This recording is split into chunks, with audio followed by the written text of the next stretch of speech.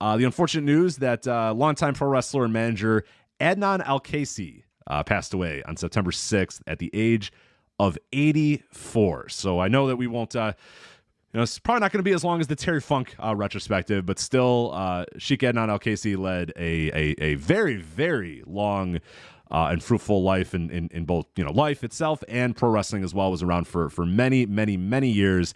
And anything, any thoughts that you have initially when you heard the news, and anything about his career you wanted to touch on here as we kind of, quickly go through his career and his life.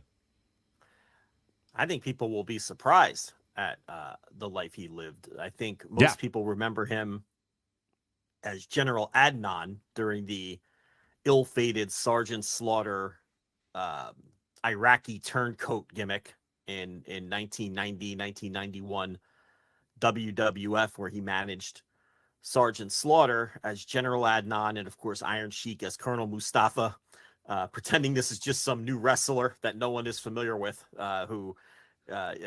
Colonel Mustafa, despite the fact that it was very clearly like 6 years prior, too. Like 6 years prior. It'd be like, WWE bringing back, I'm trying to think of who left there, like 6 years ago. Like, go back to the roster 6 years ago and bring a guy back and just pretend that he was never there before. Not just that, and also like a guy who was their champion. He was their champion 6 years ago. Not even setting all of that aside, with that distinctive look. Right. It was also like the Iron Sheik. Yeah, it was also the Iron Sheik. They didn't even bother shaving the mustache. I mean, we did nothing to make this Colonel Mustafa. I think he used the fucking camel clutch. Of course he too, did. Yeah, of course he did. It was nothing. He had the shoe. It was everything. It was exactly Iron Sheik. They just called him Colonel Mustafa. Yeah. So that's probably how most people remember him, because that was his most high profile national run and all those things. When I think of Adnan Al-Kaissey, I think of that run. I think of the mid to late 70s WWWF Tag Team Championship run when he was Chief Billy White Wolf, or Indian Billy White Wolf. He was billed as both. Tag team partner of Chief Jay Strongbow and their various should have looked this up beforehand, but I think they were 2 or 3 time WWWF Tag Team Champions. Actually, it looks like it was one. I know time, one time for sure. I don't know about. I know one time. So there's that run, and of course, he worked as Billy White Wolf in a number of different places. He, which, if you can't tell, is obviously a Native American gimmick. Which is funny because he is literally born. He's an Iraqi man. He was born in Iraq. We'll talk about his life here in a little bit, but he broke into the industry as a fake Native American, and that's what WWWF, I should say, used him as well. Billy White Wolf teaming with Chief Jay Strongbow as the quote unquote the Indians. So that's their term, not mine. The Indians, Billy White Wolf and Chief Jay Strongbow. Yeah. Yeah. Even Indian Billy White Wolf was how he was billed in some places too. But he worked he broke in, he did work as Adnan Kaissey very early in his career in some places, but he was Billy White Wolf in all the territories he bounced around to, whether it was Portland, Hawaii, Barnett's WCW in Australia.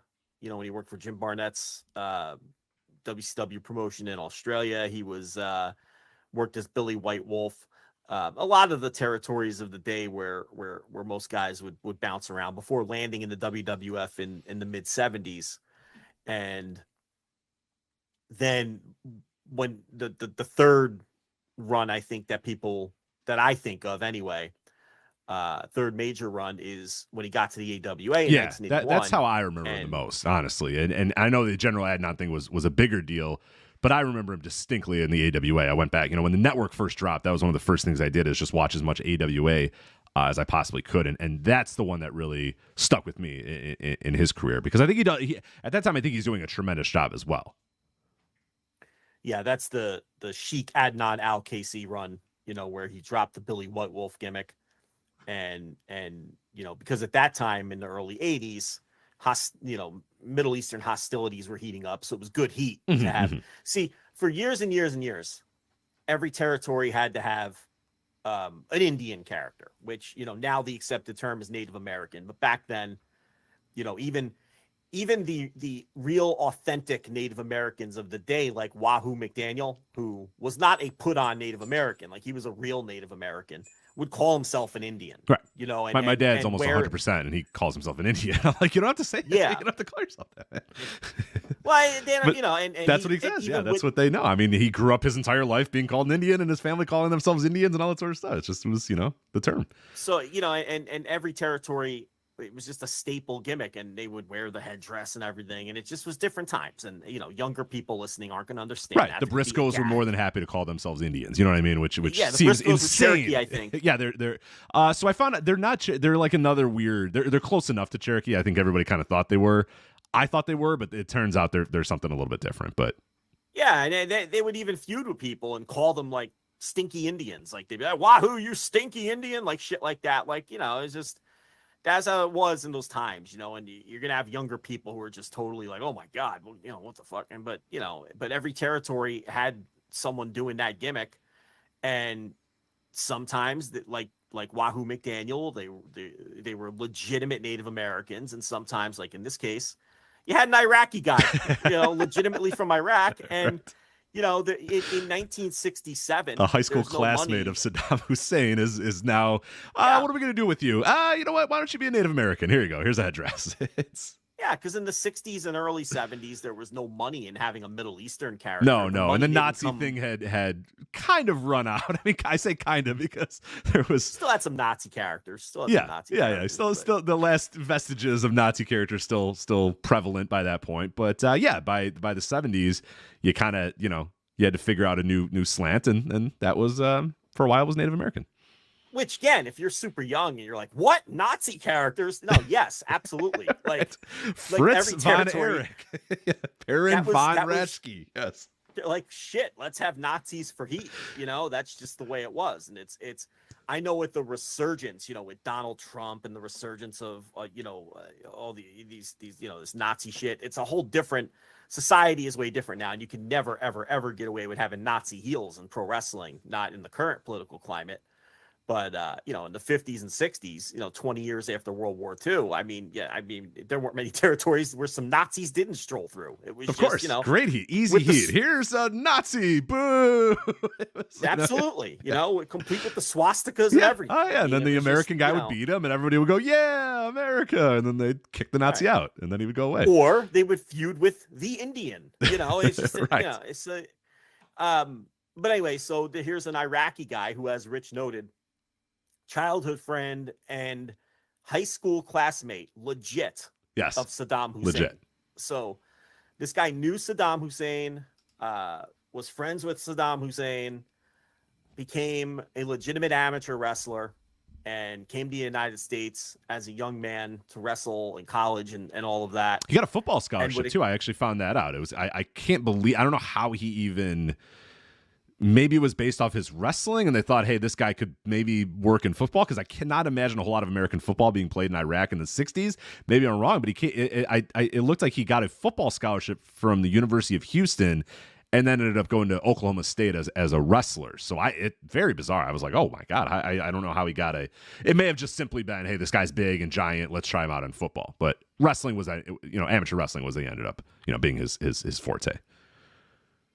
Yeah, and then, in some of his early years in wrestling, he would go back to Iraq and bring pro wrestling to Iraq. And but that ended as Saddam Hussein began to gain power. Adnan, things started to get ugly over there and a little fishy, and he eventually he started to from what I read, it was like he wasn't quite sure where he stood anymore with Saddam and wasn't quite sure what he was being used for, and just said, you know what, I think I'm gonna get out of here before something bad happens. And he was probably smart to do that. Yeah, and then he just permanently relocated to America and never looked back. Married an American woman and got citizenship and just stayed there. Which, later on when he was doing the gimmick in the WWF, he was obviously very close personally to that because he knew the guy growing up. But so yeah, he did the Billy White Wolf gimmick all over the world, really. And I know today I found out he had a New Japan run where he did the Middle Eastern gimmick there. He called himself the Sheik of Sheiks of Baghdad. Yes. Very wordy name. But, Very a lot of. Yeah, I noticed that. I never knew that either. I never knew that he was the Sheik of Sheiks of Baghdad. But yeah, I discovered that this week. Yeah, and then of course the WWWF tag title run I talked about in the mid '70s, where he teamed with Chief Jay Strongbow. Now Chief Jay Strongbow was kind of the house American Indian gimmick in that territory for years and years and years. And he wasn't a real Native American either. Chief Jay Strongbow, his name was, I think, Joe Scarpa. Yeah. Are you telling me Joe Scarpa? he was an Italian a Sioux guy. Indian? This man is not a Sioux Indian. He's Italian. Joe Scarpa is an Italian and not a Sioux. Okay. All right. I'll take your word for it. I figured there's plenty of Italians in this territory, and it's going to be easier for me to get over if I take on. And he was right. Gimmick. And he was right. And Chief Jay Strongbow was a mainstay there for years and years. He was really he was an atrocious, mind-numbingly bad pro wrestler. Chief Jay Strongbow is one of the worst pushed pro wrestlers you'll ever see in your life. He's just beyond awful. But he was always a pushed guy, and he was really the gatekeeper for Bruno, and later on the gatekeeper for the other babyface champions, whether it was Pedro Morales or Bob Backlund, but Bruno, primarily, where you would have the monster heel come in. They'd start off on the bottom of the card. They'd work their way up. They'd eventually beat Chief Jay Strongbow in Madison Square Garden, or do an angle and beat up Chief Jay Strongbow or something. And then that would lead to their title program with Bruno. And then, depending how long they felt someone could draw money with Bruno, maybe they'd, do a DQ with Bruno. Maybe they'd do an angle with Bruno. Maybe they would just wrestle Bruno once and lose, and that would be that. But then they'd work their way back down the card and leave the territory. But Chief Jay Strongbow was often the gatekeeper for those heels that would eventually face Bruno, and then later some of the other babyface champions. But he did form that tag team with Billy White Wolf in 1976, and they were always in the tag team title mix. They wrestled the Executioners a ton.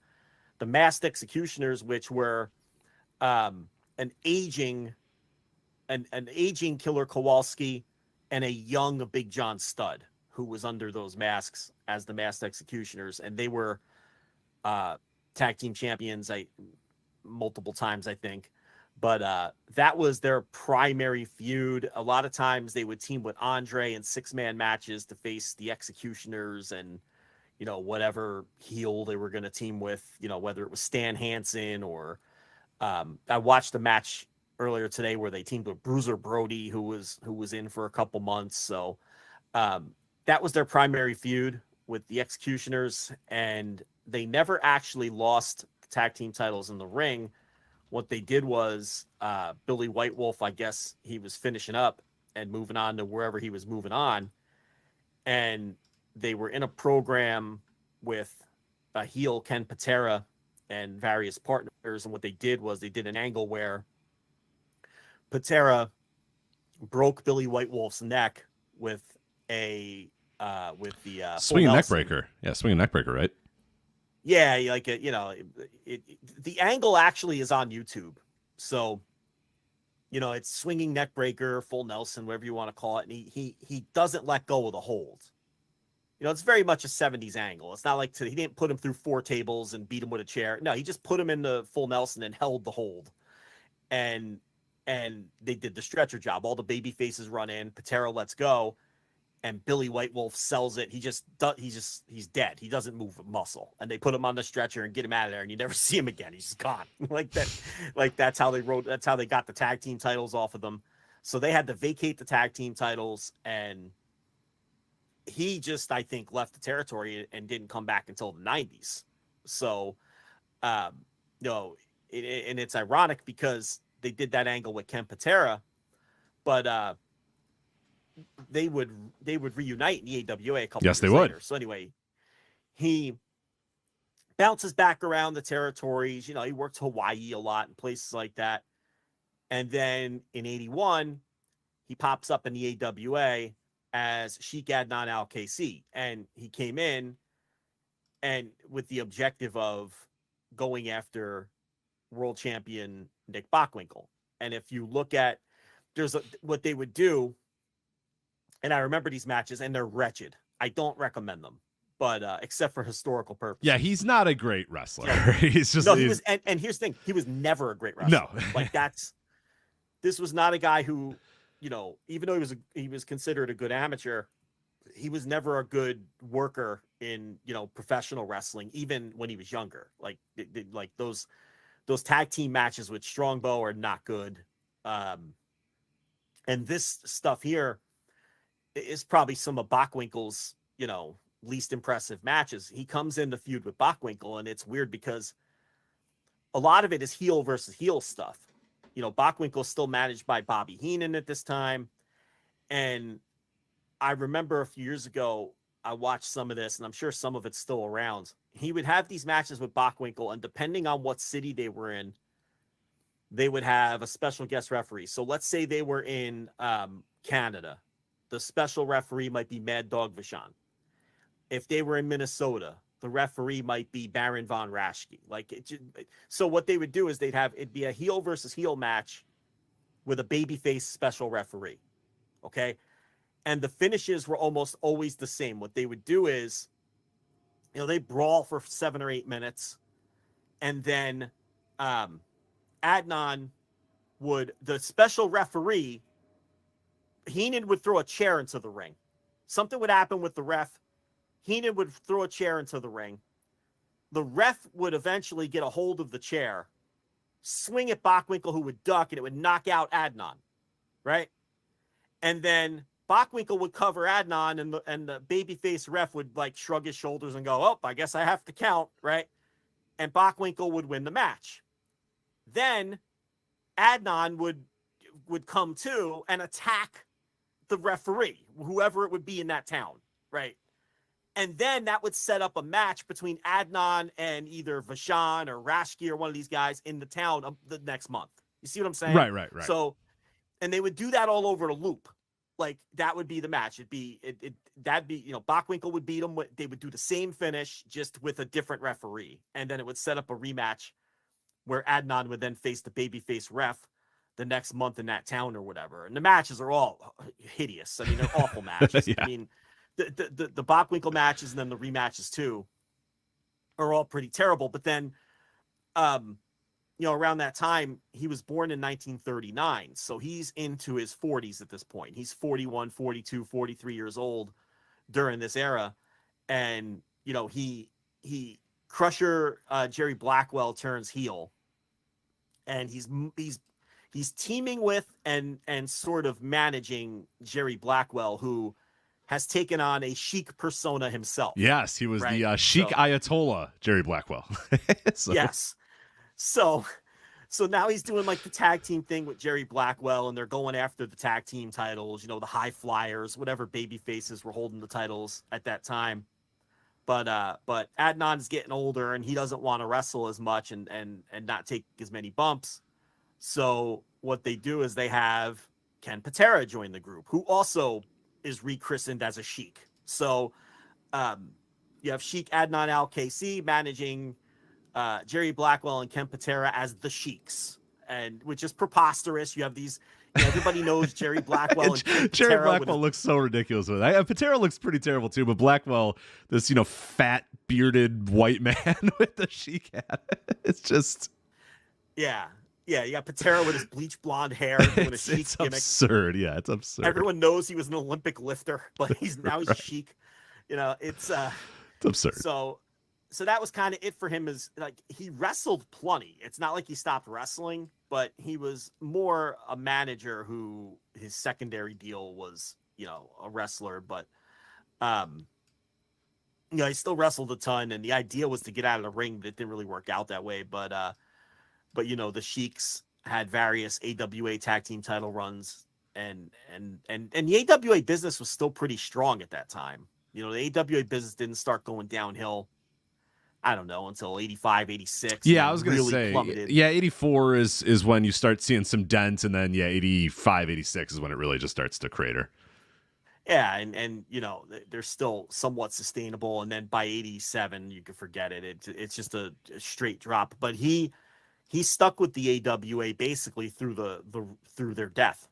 He was a constant there, and with each year he was doing less and less actual wrestling and more and more managing. But he even on one of the super clashes, I think I'm trying to find it. I think on one of the super clashes, he even managed Iron Sheik in a match. Yes. So, I just saw that one not that long ago. I forget which one, but yes, I think 3 maybe. One of his firings from WWF. WWF. Well, it's somewhere around there. I think 3 or it's either 2 or 3. I forget which one, but yeah, those shows stink too. Those are so bad. They're not great. Yeah, and then the AWA folds, and McMahon decides that it would be really good heat to do Sergeant Slaughter as an Iraqi sympathizer, and he thinks he could fill up the LA Coliseum with the Iraqi in the middle of the Gulf War, with the Iraqi sympathizing Sergeant Slaughter with his Iraqi manager, his shoot Iraqi manager General Adnan, and Colonel Mustafa, and build to a Hulk Hogan match in the Coliseum, and we all know how that went. People rejected it. No. It was security threats. Yes. So they there just was so decided... much heat that the security. Yeah, there were security threats. So they decided to move it to the LA Sports Arena right when they sold about 14,000 tickets. And said, you know what? I think we are good. We're gonna go, due to security purposes, move the event to the LA Sports Arena, not sell any more tickets to this show. So there you go. Yeah. And then shortly after that, didn't work out. Slaughter eventually, I want my country back. Right. Well, yeah, and then the other part too is like they get all ready for Sergeant Slaughter to be this Iraqi sympathizer, and then as we know, and as people that live through it know, that that war did not end up lasting quite as long as maybe everybody thought it would, and they kind of went in and they finished it, quote unquote finished it. I'm using the biggest air quotes you can ever use, but for the time, it was like it ended by like early 91. And then it was like, oh, well, now what the hell do we do? And they basically tried for 2 or 3 more months to get more heat. And it was just, A, it was already being rejected. And B, the war was over for all intents and purposes. So it was like, yeah, they were really spinning their wheels. And yeah, like you said, Slaughter wanted his country back, got his country back. He went back babyface. But then they kept Colonel Mustafa. They kept General Adnan with Colonel Mustafa. Yeah. They, Adnan and Mustafa, they had a short feud with Slaughter, and he beat Mustafa on the house shows. He beat them in handicap matches on the house shows. So they did stick around a while. Adnan did a torch talk with Wade Keller in 1993, and it wasn't super insightful, but I haven't here. I'll read through it. Let's see what he had to say about it as someone who was an actual Iraqi who knew Saddam Hussein. Do you have the paper copy here? Is that what I just heard you do? Yeah. Look at that. Look at that research. There you go. So Keller says, what prompted you to go to the WWF? Adnan, they promised me good money because of the war situation and me being from Baghdad and all that. So I did it for a year and a half, and the money was good. Asked and answered. There you go. That is an answer. That is that's a wrestler answer too. They paid me. That's a wrestler answer. I got paid. And you'll see how Keller is trying to make it like you'll see with the line of questioning where the direction he's trying to go. Keller, you must be aware of the controversy that came out of that angle in the media and with the fan backlash. Do you agree the angle was in poor taste? Adnan, yeah, there was a lot of heat. It was in poor taste, but the promoter wants to take advantage of it and make money. Sarge and I were the hottest thing to ever hit the WWF for a while. So you see, it's the wrestler mindset. He don't care. He's like, the promoter wants to make money, and we're making money. And he also has the delusion of a wrestler where he claims that they were the hottest thing in the WWF for a while, which obviously was never true. Keller, do you regret participating in the angle? Adnan, I will do anything the first time, but I do not care to do it again. Keller, Do you think McMahon felt bad that parents whose kids were dying or risking their lives overseas saw those efforts exploited by the WWF? Adnan, hey, Vince wouldn't have cared if Mir Sarge got shot with a machine gun. He would have been happy.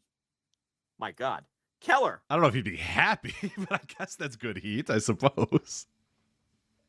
Do you think it was ethically questionable when McMahon first proposed the idea to you, or was it the actual execution of the angle that you objected to? This is me now. I don't know that he necessarily objects to it based on his answers. No. Keller's trying to push an agenda here, and Adnan's just Sheik's like, the the check's cash, pal. I don't give a fuck, man. Brother, I don't give a shit. Because he thinks this Iraqi man is upset that he was forced to play in Iraqi during the war and go against, his old friend or whatever. But Sheik's been in America for too long and he's a pro wrestler. So he's like, I don't fucking care. I got paid. So here's his answer to that one. Well, I never thought the war was going to go on. I never thought they were going to go to war. Keller, if you knew the war was inevitable, would you have probably refused to participate in the angle? Keller's something else. Just say you hate it. Just say you hate it and you felt exploited, please. Just come on. So Adnan's answer to that one is, yeah, sure. Oh, boy. Okay, well, that's the interview over. Yeah, we're done now. Yeah, sure. Keller. Okay, we're done. Keller, did you ever think of pulling out of the angle? Adnan, no. No period. N-O period. Yes. Keller. He's like, brother, you're fucking with my money, man. Come on. Did Slaughter ever show regret behind the scenes for what he was doing? Adnan, he did later on, but not during. Period. Keller, you can sense that Adnan's getting frustrated with this line of questioning. He's like, dude, I'm making money. I don't know. I don't care. Keller, was that probably the time in your career where you most feared for your safety? Adnan, yeah, I wore a bulletproof vest. We had a lot of guards, so there were no problems. Outside the ring, I had to change my looks.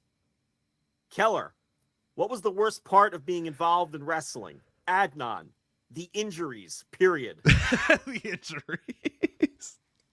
Keller, whom, through all of your travels, do you admire most?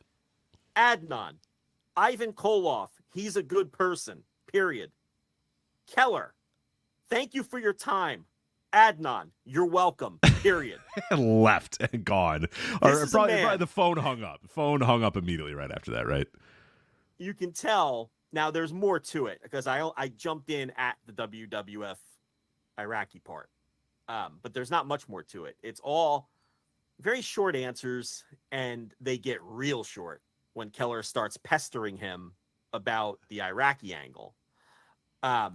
So Keller wrote a little summary of his experience with Adnan here, and he says, and I quote, "Most Torch Talk subjects are familiar with the Torch, read it regularly, know the tone of the questions that are going to be asked, and know that elaborate answers are encouraged. Adnan was a nice enough guy, but he didn't seem entirely familiar with the format and kept his answers guarded and short." Yeah, I would say so. A lot of them were like two-word answers. N-O. I would say that is guarded and short, yeah. Nevertheless, there were a few gems of insight during the short interview, including him admitting he knew how much he feared for his safety while he played an Iraqi sympathizer during the Gulf War. He also said he went into the angle not thinking the U.S. would actually go to war with Iraq. Like many former WWE wrestlers, he had negative things to say about Vince McMahon, seemingly inspired by the fact that the WWF was unable to offer him a lifetime employment. Today, Adnan is wrestling independently in the Minnesota area. He owned a grocery store in Minneapolis, but that store has since closed. So I remembered this interview being tense and uncomfortable, but it was even more tense and uncomfortable than I remembered now that I'm reading it back here on the air. But yeah, you could see that for the most part, while that's true, and he's not making that up, you know, there were threats of Slaughter's life and Adnan's life during the angle. Slaughter has talked about that. Yeah. Oh yeah. That's been on the record for a while. But and you know, he's noting that he had to wear a bulletproof vest and all that. But you can see kind of the mindset there where Keller is aghast that they would do this angle. Keller is disgusted. He can't believe that this was a thing. And he's kind of poking Adnan to like, well, you know, it's almost like he can't believe that Adnan isn't that pressed by it. Right. I can't believe you would take this money to do this. Don't you feel regret? Don't you feel like you were being exploited or whatever? But like, and I think Slaughter said this too, and I'm sure Sheik said it too. Like, what the hell? We weren't doing anything. And Vince said, "Hi, I want all three of you to be in the main event of WrestleMania." Why the fuck would they say no? As quote unquote exploitative as it was, but to them it wasn't. To them, they came up in a wrestling business that this wasn't exploitive. Like you said, this would have occurred in any other year. It just it definitely shows you the changing of the guard that was occurring even by that point, even by 1991, 1990, 91, 92, in that era where society is changing a little bit, where now this becomes a thing that's like, oh my God, I can't believe you'd exploit this, where, yeah, they would of course exploit this in every other decade in any other history of professional wrestling. And these guys came up in that industry. So to him, he's like, I don't care. I played a fucking American Indian for years. Like, I don't give a shit. I got paid, and I'm from Iraq. It doesn't bother me that much. So it's crazy though, because you could not do that today. You know what I mean? Like Wade would be the one, the very rational one in this case in 2023. Yeah. But at this time, he comes across as like, he's still being rational, but it's also like, I don't know, man. Like, you could see why Adnan on his side is just like, I don't care. I got paid, man. I wasn't doing anything. Wade is looking for some juice there. Right. And it's almost like he's trying to massage an interesting answer out of him. He's looking for a specific answer that unfortunately he's never going to get. When he first asks him about the angle, Adnan's answer is more wordy. He's like, oh yeah, we paid good money. We were hot, you know, that sort of thing. And then Wade just keeps going down that road because he's trying to get that angst out of this man. The problem is it's not there. And Adnan's getting, you could tell, increasingly frustrated with the line of questioning because, and then Wade realizes it's okay, this is a dead end. I'm not going to get what I want out of this.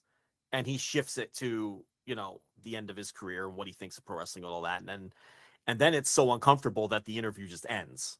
So, but, you know, those early torch talks with Keller are all very interesting in that regard because he's right. Because when he would sit down with people like Paul Heyman or Jerry Lawler or Mick Foley or, you know, Eddie Gilbert is another good example. Jim Cornette, you know, when he would interview people like that, they knew the deal, right? They knew what the torch was.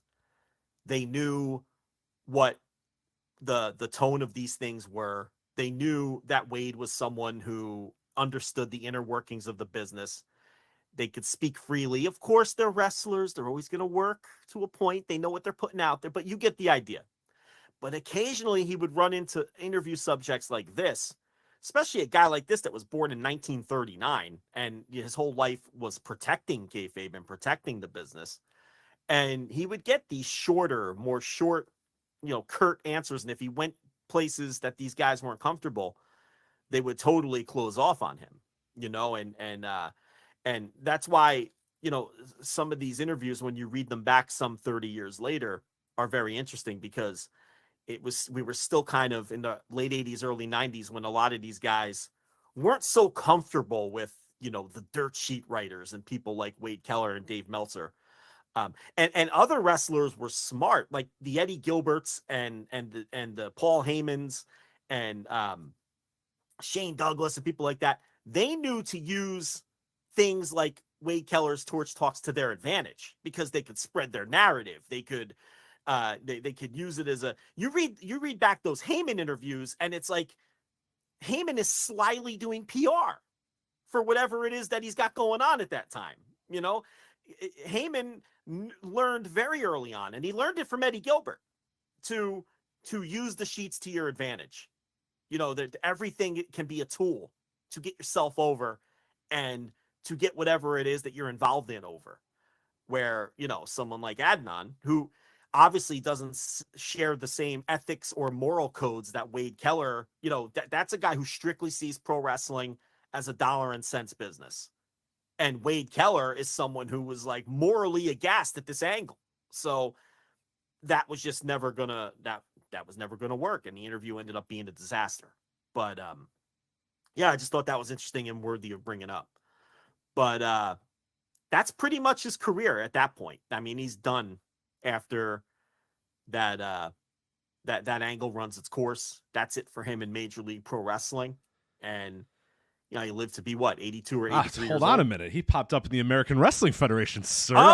Listen, I have to clear the floor. This is all you. I'm now. watching it right now. Yes, on our Patreon, I am currently going through each and every episode of Paul Alperstein's American Wrestling Federation, Warriors of Wrestling. Very failed, very failed attempt at a national television product in 1994. And Sheik Adnan Al-Kaissey is all over these shows. He's the top heel manager of all these, and we talk about him a lot. I just released an episode talking about how bad he was the day he died. I did not mean to do that. It was scheduled for release. I released it, and then I found out that he died a couple minutes after, but it's nothing bad. I'm just kind of like, I'm just aghast that, you know, in 1994, we're still doing the Sheik character, and he's the same. He's just like, he's just doing that, and you're like, oh my god, this is 1994. We're still doing this. Like, this is really the character we're doing. And yeah, we were, and it wasn't good. And you know, obviously, it's terrible, and it makes for just awful television, especially in 1994. But yeah, he you know. He managed Mr. Hughes. He's going to manage a bunch of other guys in the AWF as well. No spoilers, but at one point he's going to manage Bob Orton Jr. as well. I think Manny Fernandez and Hercules are all going to be part of his quote-unquote rat pack, I believe he calls them at some point. So that is in the American Wrestling Federation. Yes, we are doing that right now on our Patreon. So plenty of Sheik Adnan Al-Kaissey for us, for those listening to Freedom of Choice over there on our Patreon, flagshippatreon.com. By the way, so yeah, there's that. It's weird and not that good and kind of outdated by 1994. It was outdated in 1990. It was very outdated in 1994. And then yeah, obviously, I don't know what he did in his final couple years, you know, post AWF, but I know that he kind of left the game in late 90s, like you said. I forget the exact time. No wrestler ever truly retires, but I want to say late 90s is when he really stopped, you know, being a part of it from day to day. You know, he was a fake American Indian for all those years, who then became a legitimate, real Iraqi sheik who was really an Iraqi. And it's funny because at the same time that he was really, that his career was peaking as Sheik Adnan Al-Kaissey, the other heel Middle Eastern manager in wrestling at the same time was General Skandar Akbar, who absolutely was not a real legitimate Middle Eastern What? man. I mean, this is a guy who, you know, world class, and then Texas later on. Accent. So, are you telling me that with the Texas accent isn't actually from Iraq? Guy's supposed to be like this Middle Eastern sheik, and he's just out there talking with a Texas drawl. Like, he didn't even try. He didn't try at all. Yeah. He didn't try at all, and he was the other one, and they'd get confused for each other a lot. Oh yeah. The gimmicks were so similar. You know, the gimmicks were similar, and you know, they kind of looked alike, I guess, if you squinted real hard. So, and they were, you know, and again, that's because in the 80s, with all of the hostility in the Middle East, you know, you had to have yourself a heel doing that gimmick in all these places. And there were a lot of other lower level knockoffs of that kind of gimmick, but those were the two most predominant ones, and the ones that people obviously are going to remember the most. You know, because Skandar Akbar was with World Class when they were red hot, when they were molten hot, and Sheik Adnan Al-Kaissey was with the AWA in the early 80s when they were hot. So they were both in territories when the territories were doing well, and they were both the lead heels. And you know, once Bobby Heenan goes, you know, he's really the lead heel and the lead heel manager in the territory with the AWA, and Heenan is gone by 84.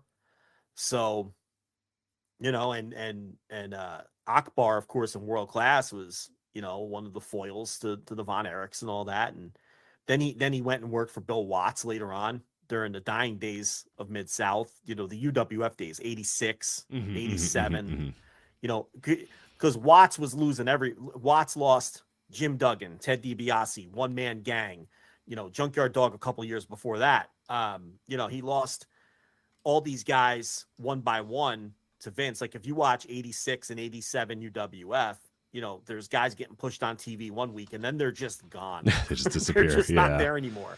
And they're, you know, McMahon signs them away. he's just running out of people. And eventually Watts brings in a lot of that Texas crew. He brings in Skandar Akbar as his heel manager.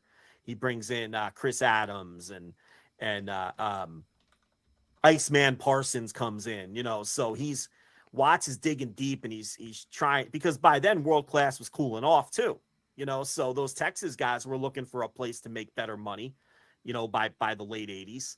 And Watts had the spots open because he was losing all of his top guys to McMahon. So Akbar kind of gets another run as a top heel manager in a different territory when he works Watts during the dying days. But it's, as those political tensions kind of fizzled off, those kind of gimmicks kind of just went away. It's unlike the Nazis, they did not last 40 years after the World War II had ended. They fizzled out pretty quickly after. And the culture has changed too, where it's not, With that said, the WWF tried Muhammad Hassan, and it's not like WWF did try that, in the wake of 9/11 or whatever. But for the most look part, how poorly it went, because they well. tried that. They tried the angle with the garrote wires, which simulated beheadings, and they ended up not airing it, because what year was that? Like 2006? That was because they had the London bombings had happened just a couple days prior to that too. So they did the garrote wire thing, and then they did 2005. I want to say was the London bombings. I want to say, but mid 2000s is the somewhere point. In that range. Yes, because if that had been 1983, they would have just went forward with it anyway. You know what I mean? Like, but even 20 years ago, the culture had changed to the point where, doing those kind of angles and going too far with it had just become no bueno, So, we're a couple decades into it now where, if people think pro wrestling is crass and low class now, gimmicks like this, if you're going to do them, you have to be way more discerning now, and it probably just isn't a good idea. It's not worth it. It's probably not worth it. Yeah, we did not see one guy come out and do a Vladimir Putin is good, and everybody go, boo, and he goes, oh, he's a great man, boo, as he's bombing Ukraine. Like, that would have happened in any other era. We did not get that in this era, so... Yeah, legit Layla Hirsch, as Z points out in the note of chat room, did not come out and go, Vladimir Putin #1 to a perfect example. To a course of booze. Yeah. Yeah. She'd be a Putin sympathizer. Right. They would definitely have those now, but she'd wave the Russian flag, come out to the Russian national anthem, cut promos about how much she loves Putin or whatever, and that would be, and then she'd get booze, and then, the local American babyface would come out and say, that Putin guy sucks, and everybody goes, yeah. And then she'd win, and then it would be good, and America won. So yeah, she'd be Layla Putin. They'd right. I'm a daughter of Vladimir Putin, my great father. Yeah, that's exactly what would have happened. Absolutely. Yeah, sounds like good money. Actually, there's nothing going on in Ring of Honor anyway. You know what I mean? Why not? Right? Do it. No one will notice. That's right. Sure. No one's gonna notice. She might be doing it now, for all I know. Hell, I don't know. Is she? Yeah, are we sure that's not real? I guess I don't know. I suppose I don't know now. But yeah, there you go. So that is wow. So we did not do 2 hours like we did Terry Funk, but we did an hour on Sheik Adnan Al-Kaissey. I bet nobody expected that, but there you go, an hour on one Sheik Adnan Al-Kaissey. Passed away at the age of 84.